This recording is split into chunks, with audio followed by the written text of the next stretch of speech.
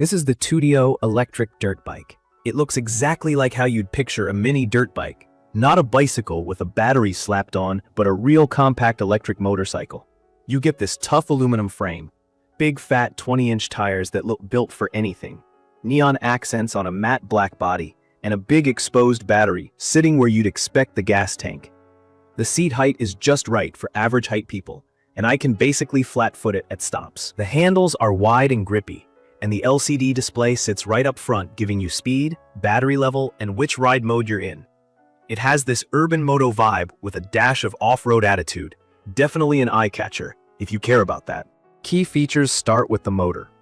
They call it 2,000 watt nominal, but it peaks at 4,000 watt.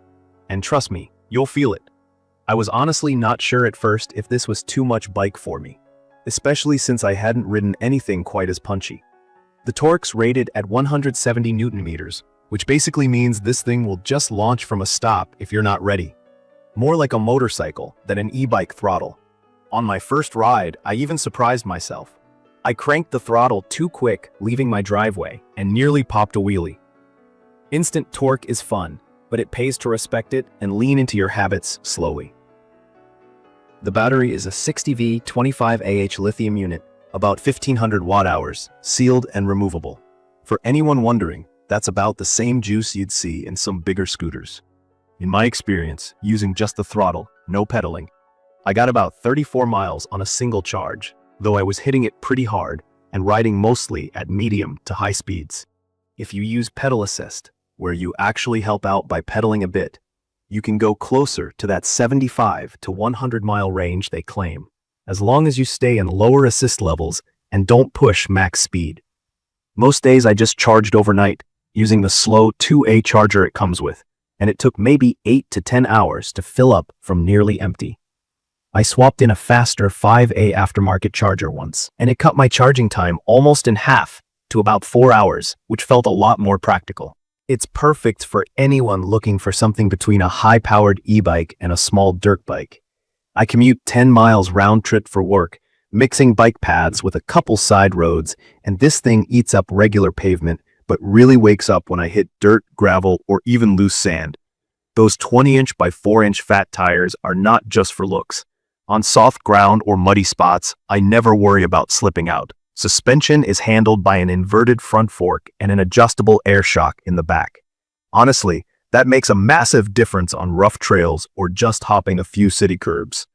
I ran both into sand and up some gravel hills, and the bike always felt stable and planted. Safety-wise, you're not left wanting more. There are 4-piston hydraulic disc brakes front and rear, giving a ton of stopping power.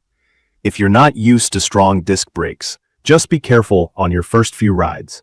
They bite hard, and it takes some practice to figure out modulation so you don't lock up or lurch forward. The headlight is super bright and wide, lighting up the road maybe 30 meters ahead at night. The taillight pulls double duty, acting as a brake light too. I always feel visible, an underrated part of riding anywhere, but especially crucial when you're blasting around at 40 MPH. From my experience, the bike is really stable at speed. I've had it just north of 42 miles per hour on a longer open stretch with no problem. Riding off-road, you do get some vibration, but the suspension and fat tires absorb most of what would normally rattle you to bits. What threw me off at first was the low-speed handling. There's a lot of heft. This thing comes in at 88 pounds, and in tight turns, especially on narrow city paths, it can feel a little sluggish. The wide bars help with control, but you need to be aware if you're threading between cars or making slow, sharp turns. On the other hand, once you pick up speed, the stability is awesome, and the weight gives you confidence on sketchy terrain. One thing that stood out to me was the different ride modes. On this bike, you get pure electric, just use the throttle. Pedal assist, 5 levels to mix your own effort with motor power, and manual, which is honestly just you pedaling what is basically a heavy motorcycle. Pedal assist felt natural, especially at level 1 or 2. It takes the edge off hills and makes acceleration from stoplights super smooth, but you're still working a bit. I'm mostly stuck to throttle only. The motor controller is very responsive, sometimes almost too responsive. There's little feathering between just rolling and launching, at least with the stock controller.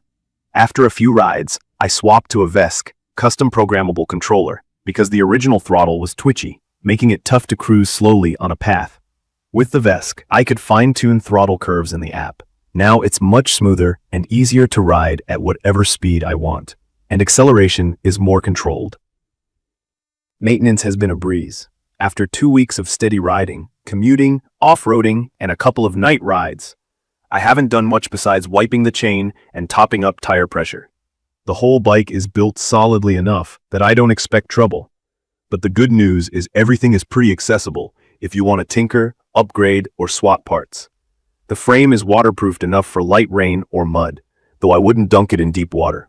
Battery charging involves just popping it out and plugging it in, or you can leave it on the bike. I'd recommend keeping your original packaging, just in case you ever need warranty service or want to ship it. If you like that mini motorcycle look and want a bike that seriously performs, I'd recommend this for heavy riders, thrill seekers, or even commuters who need to cover a lot of ground without worrying about range. The 330-pound weight limit means just about anyone can hop on and ride. I'm not a bicycle purist by any means. I just want quick, practical transportation that's fun, fast, and can handle whatever I throw at it. This bike ticks all those boxes, and I haven't had any issues with overheating, weird noise, or power cutouts. You do have to get used to the weight. Lifting it onto a car rack or carrying it upstairs is a workout, and it's not the choice for small apartments. But if you have garage space and a place to charge, it's not a problem. The only things I'd caution new riders about are the throttle sensitivity and the brakes. That first ride showed me that torque is real and can surprise you if you're not paying attention. Give yourself a few rides to get the feel, and maybe start in a lower power mode or pedal assist until you're comfortable. The stock charger is slow, so if you ride a ton, it's worth grabbing a 5-amp fast charger online. They're cheap and make a big difference.